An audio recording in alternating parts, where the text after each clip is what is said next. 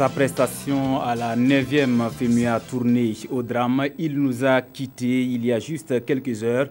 Jules Songo Wemba Dio Pene Kikumba dit Papa Wemba, le roi de la rumba congolaise, est mort ce dimanche vers le coup de 7 heures à Abidjan. Il s'est écroulé sur scène suite à une dernière image et commentaires en début de ce journal. Eux reviennent de loin. Les jeunes Toussiens, pour être hommes, doivent nécessairement faire un tour dans les bois sacrés pour être débarrassés de toute impureté. Donc 15 jours d'enseignement de la morale et cela passe par la circoncision. Nous serons tout à l'heure avec Moumouni Baro à Sipingui, un village toussien. Mesdames et messieurs, voilà donc pour le sommaire de cette édition. Bienvenue à tous. Et c'est tristement que nous ouvrons ce journal. Papa Wemba, le roi de la rumba congolaise, s'est éteint ce dimanche à Abidjan aux environs de 7 heures. Il était pourtant sur scène la nuit dernière avant de s'effondrer suite à un malaise. Viviane Tendrebiogo.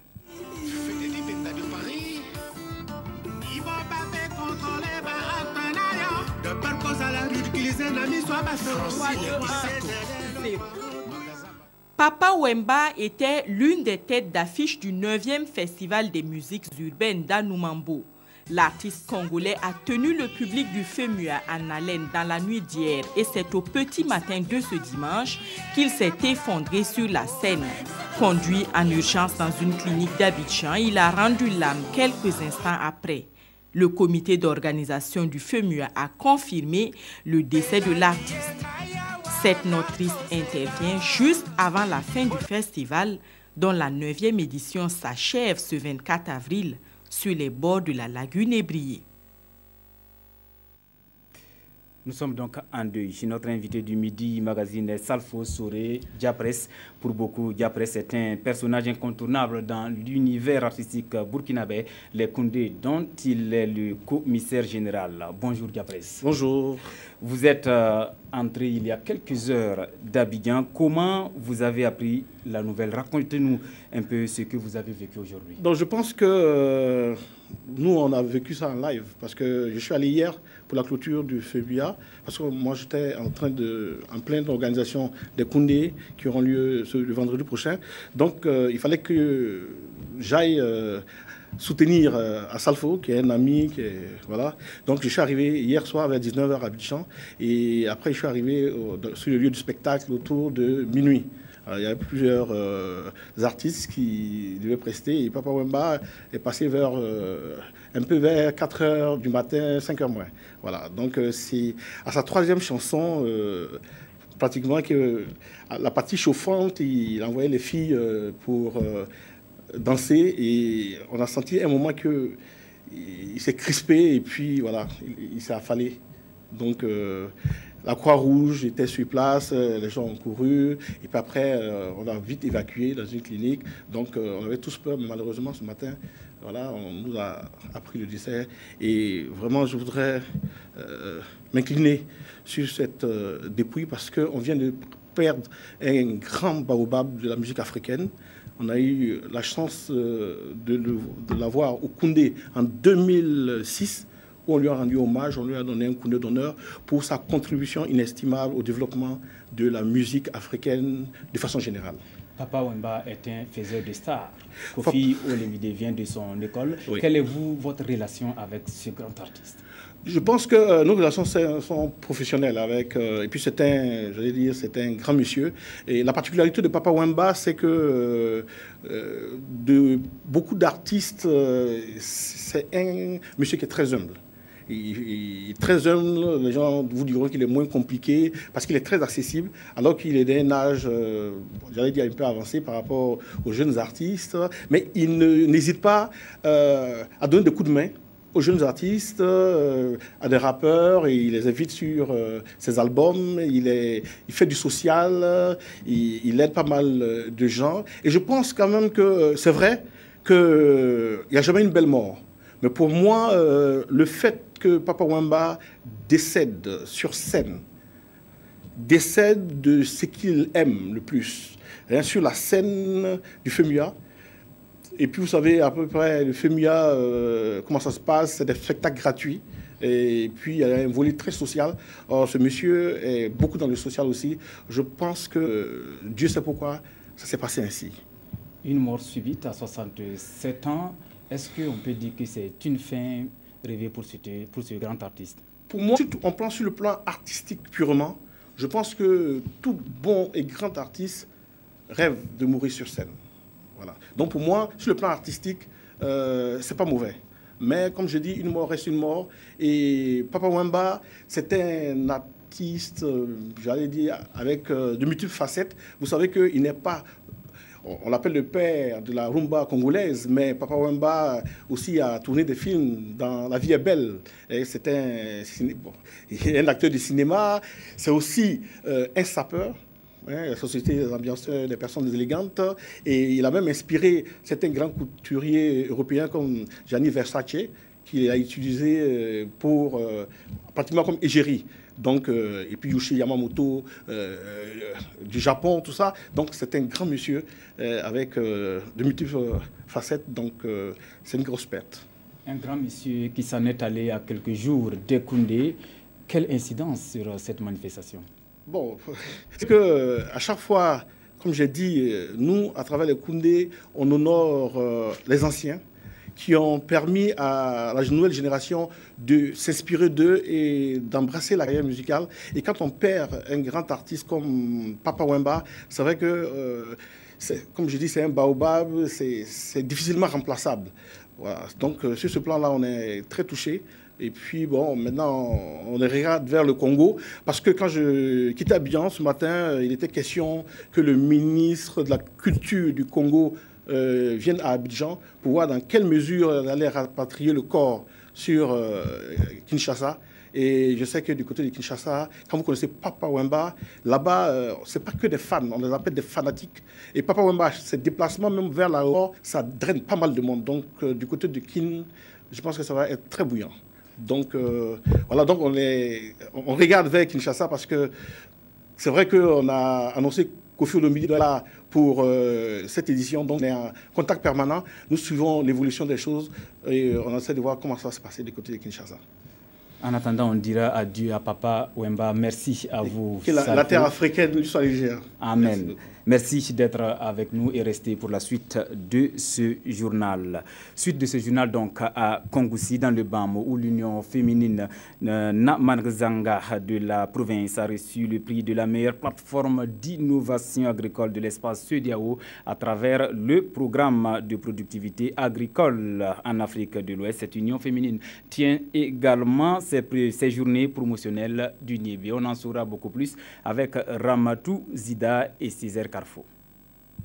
Le 15 novembre 2015, l'Union provinciale féminine Namanzanga du BAM recevait à Dakar le prix de la meilleure plateforme d'innovation de l'espace CEDEAO. Le prix a mis en compétition 13 pays membres du programme de productivité agricole en Afrique de l'Ouest, PPAO. Le programme entend ainsi contribuer à la diffusion des technologies améliorées pour une meilleure productivité agricole. L'Union provinciale féminine Namanzanga s'est illustrée à travers sa plateforme d'innovation Niébé. La récompense se traduit ici par un trophée et une somme d'un montant de plus de 5 millions de francs CFA. Nous sommes vraiment contents d'avoir eu cette récompense. Nous allons travailler davantage pour mériter d'autres prix. La remise du prix intervient à la 4e édition des journées promotionnelles du Niébé dans le BAM. Une occasion pour le ministre en charge de l'agriculture de féliciter la promotrice et de rappeler la volonté du gouvernement d'accompagner les filières porteuses. Nous allons encore appuyer cette filière avec les semences de qualité, avec les engrais, avec la technologie pour l'encadrement. Les journées promotionnelles du Niébé édition 2016 sont célébrées autour du thème « Quelle stratégie pour un meilleur écoulement du Niébé ?» À l'issue de la cérémonie d'ouverture de la foire, les membres du gouvernement ont procédé à la pose de la première pierre de la construction d'un magasin de stockage au profit de l'Union provinciale féminine Namanzanga. Autre point de l'actualité, un tour dans les rues de Ouagadougou et vous comprendrez le degré d'incivisme en circulation dans la capitale burkinabé. Excès de vitesse, non-respect des feux tricolores et des panneaux de signalisation. Parfois téléphone à l'oreille et ce malgré la présence des agents de sécurité. Le constat avec Sefo et Mounira Kéré. L'incivisme en circulation est devenu un phénomène de mode à Ouagadougou. Ce feu tricolore situé sur l'avenue de la Liberté est au rouge, mais les usagers de la route ne marquent pas l'arrêt. Là, le panneau indique que l'avenue de la Chance est à sens unique. Cela semble n'interpeller personne. Plusieurs autres cas de violation des règles de la circulation routière sont devenus courants dans les rues de Ouagadougou, au nombre desquels l'excès de vitesse, tolérance, fumer ou même téléphoner au volant. L'incivisme dans le domaine de la circulation routière se manifeste par le non-respect des feux tricolores, des signaux de l'agent et il y a le manque aussi de courtoisie des usagers entre eux. Autre infraction constatée, les stationnements gênants. Ici par exemple, à côté du marché Sankariare, une partie de la chaussée est transformée en parking. Conséquence, des embouteillages. Souvent c'est les gros camions qui font des embouteillages ici. Parce qu'il y a d'autres qui viennent, s'il y a déjà serré pour charger, au lieu d'arrêter, lui, il va finir, ils vont charger. Chacun veut poser son camion chargé. Donc souvent, il double les camions sur le goudron pour charger. À certains carrefours de la ville, les agents de police assurent la fluidité de la circulation. Là aussi, les contrevenants ne se font pas prier. Seulement, ceux qui sont pris dans les mailles du filet sont contraints de payer une amende dont le montant varie entre 6 000 et 100 000 francs CFA selon le degré de l'infraction. Jusqu'à présent, nous travaillons avec le texte de 2003, notamment l'arrêté 418 du 12 août 2003 et relative aux infractions en matière de circulation routière. Pour la moto, c'est une contravention de deuxième classe, donc la personne doit payer 6 000 francs. Mais si toutefois, pendant la saisie de la moto, il a entravé le service, donc il a outragé, etc. Bon, l'infraction peut être portée au double, soit 12 000. Face à cet incivisme grandissant, le commissaire principal de police, Moussa Kaboré, estime qu'il est urgent de renforcer la promotion des bonnes pratiques en matière de circulation routière. Car selon lui, beaucoup d'accidents de la route peuvent être évités par un simple geste de tolérance. On vous apprend qu'il y a changement au camp Bafoudi. Le lieutenant-colonel Eli Tarpaga est le nouveau chef de corps du 22e régiment d'infanterie commando. Le remplaçant du chef de bataillon Thomas Savadogo a été officiellement installé vendredi par Gilles Bationo, commandant de la 2e région militaire du Burkina. Le cérémonial de prise de commandement à Gawa avec Ali Sagnon et Fortuné Olo Christophe-Da. Le 22e régiment d'infanterie commando de Gawa au commandement du lieutenant-colonel Eli Tarpaga. 3 mois après sa nomination, le nouveau E16e chef de corps prend officiellement fonction pour assurer la continuité des principales missions de la garnison de Gawa dont il a désormais la charge. Il s'agit de la défense opérationnelle du territoire, de la participation aux opérations de maintien à la paix et de l'appui aux forces de défense et de sécurité. Le colonel promet la fermeté pour relever le défi sécuritaire du Sud-Ouest, une région qu'il connaît. J'ai parcouru la zone d'est en ouest et du nord au sud. Il faut que les grands bandits qui écument les paisibles populations un peu partout dans la région, et plus particulièrement dans les zones frontalières de la Côte d'Ivoire et du Ghana, sachent qu'ils doivent arrêter. Le colonel Tarpaga sollicite par ailleurs la collaboration de toute la population avec l'armée pour réussir cette mission déjà mise en route par son prédécesseur. Je pars avec le sentiment, bien sûr, d'avoir accompli une mission bien donnée et au regard de la situation sécuritaire qui prévalait. Mais je pars aussi avec un sentiment de tristesse, si je peux le dire ainsi, parce que je suis venu trouver une troupe assoiffée d'apprendre, mais le temps n'a pas permis de mettre en exécution le programme que j'avais tracé pour cette troupe-là. 4 mois, c'est le temps qu'aura passé à la tête du 22e régiment d'infanterie commando le chef de bataillon Thomas Savadogo, appelé au poste d'aide de camp du président de l'Assemblée nationale.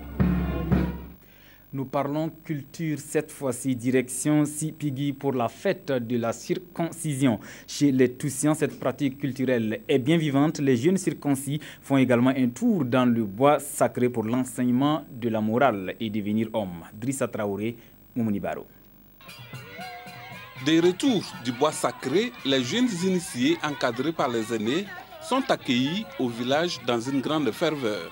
C'est un moment de joie, d'allégresse pour toutes les familles de voir leurs fils accomplir ces rites d'initiation.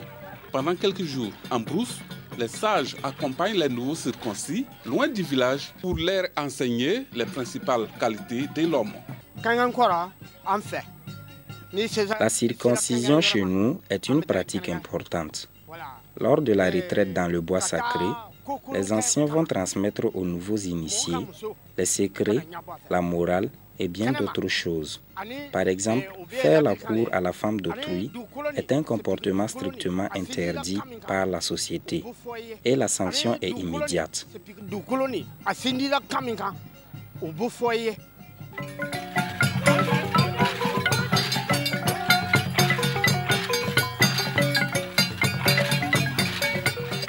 La circoncision chez les Toussiens est une pratique encore courante, mais cela demande une certaine maturité avant de se soumettre à cette rude épreuve. Nous avons hérité cette pratique chez nos ancêtres. C'est pour donner la sagesse comme la formation dure 15 jours. Les nouveaux initiés reçoivent tous les conseils nécessaires concernant la vie adulte. Comment gérer le foyer et comment même se maîtriser au village. Voilà autant d'enseignements que nous transmettons aujourd'hui. Cette cérémonie marque une étape importante de la vie de l'homme en pays toussien. Elle est généralement accompagnée d'un festin et les mets traditionnels de la localité servent de repas pour la population. Il y a de l'ambiance. Il y a également à boire et à manger, comme du riz, du thau, des beignets. Tout ce qui est mets traditionnel est au dévou lors de la cérémonie.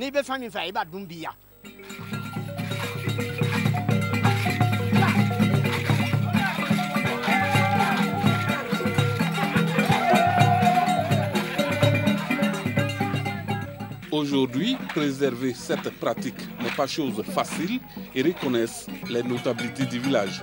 Malgré tout, la tradition semble avoir de beaux jours devant elle.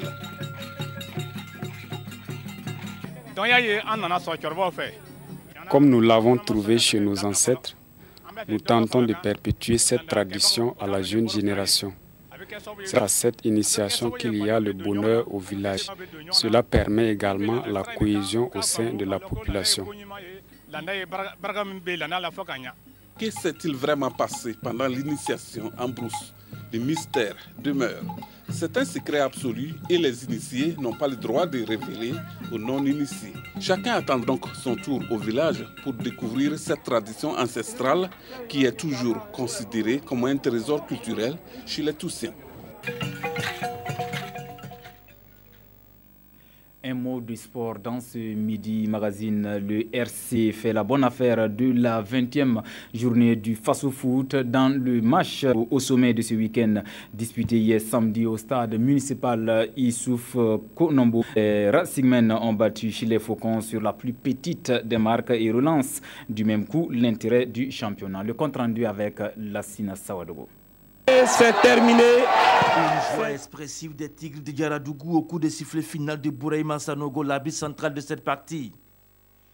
Le Racing Club de Bobo Dioulasso vient de remettre les pendules à l'heure à l'issue de ce tournant du Faso Foot. Une seule réalisation a suffi au bonheur des Tigres. Un but inscrit dans le temps additionnel de la première période par la nouvelle recrue Serge Ouedraogo. Une réalisation qui à elle seule justifie les 2 millions investis par le champion dans ce jeune espoir venu du Santos FC. Le Rail Club du Kadiogo, leader et favori, ne peut que s'en prendre à lui-même.